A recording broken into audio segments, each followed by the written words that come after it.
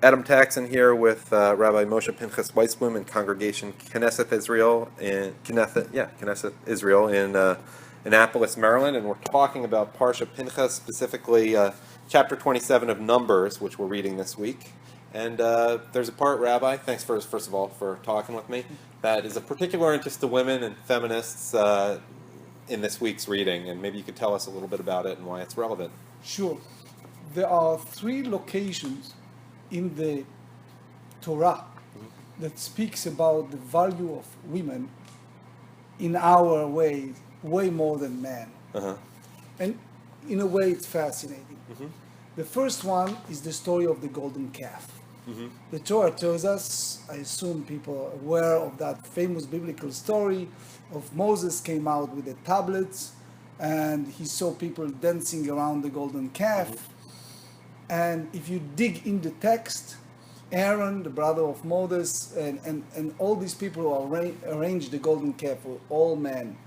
Women were not involved with that. Number two... Despite what the movie says. The movie has the women dancing just as much. Leave alone Hollywood. Okay. Just go by the Torah. Right. The second part is the story of the spies. It was 12 spies that sent to the land of Israel. 10 of them returned with the evil report about Israel. They said that people cried that day, and the rabbi, all of them, agreed that it was men who cried. That night, by the way, was the first Tisha B'Av, the first story of Tisha B'Av, that in a way God said, okay, you're crying in vain, I'll make you cry for real reason. And the first and the second temple destroyed Tisha B'Av. Which we're celebrating 2 weeks from now. We're not really but celebrating. But the key is women was not involved with it. It was only men. I wonder if you can bring up the thing with Parsha Korach. The women save the wife saves her What husband. good is it to you? Yeah. No, but the wife of from the tribe of Reuven, his wife saved his life. If you read the midrash. But the third soul, we said the first one is the golden calf. The second one is the spy. The third one is the story of inheriting the land. And that's they this have week. 5 daughters of very wealthy men, name of Tzlofchad. He left a lot of wealth, the midrash said. Yet they came and they begged and they asked for a portion in the land. The rabbi said, you know why Rashi, for example, said why the Torah gave all the list, the son of Gilad, son of Machir, son of Menashe, etc., all the lists. It's because the same way as Joseph, the forefather, he asked to bring his bone from the land of Egypt to be buried in Israel. The same his descendants, these 5 daughters, who basically represent the women, that they yearn to be part of Israel. In our simple language, it's like you have a choice between $300 million property in Manhattan, New York, or you have in Beersheba a small apartment for $30,000. And those righteous representative of women, those 5 daughters, they said, we want a portion in the land of Israel, which was not there yet. It was way earlier. And the idea is, the rabbis tell us that they are so sincere, and their motivation was so pure, that even Moses said, let's go before God in our language and see what God said. And God said, they are right.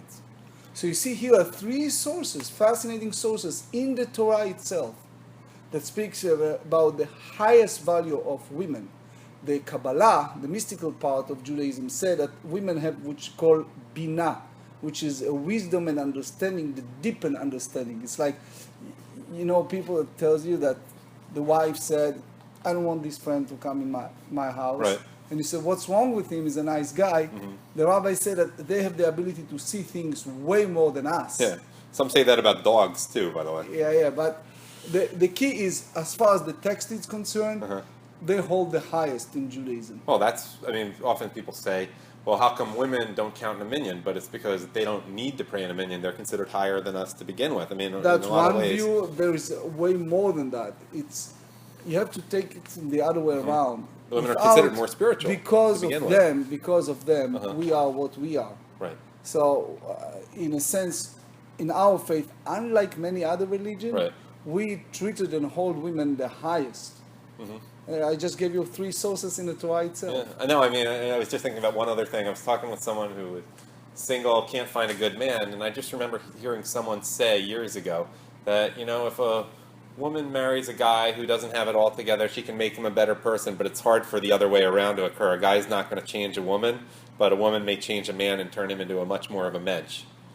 Someone who deals with the dating world. But if you look at all these biblical stories, right, and you see their pattern of behavior, 3 huge incidences in the Torah, it again, it's a proof of their level that this is something that God, Hashem, created them in such a way that we have a long way to reach that, Right.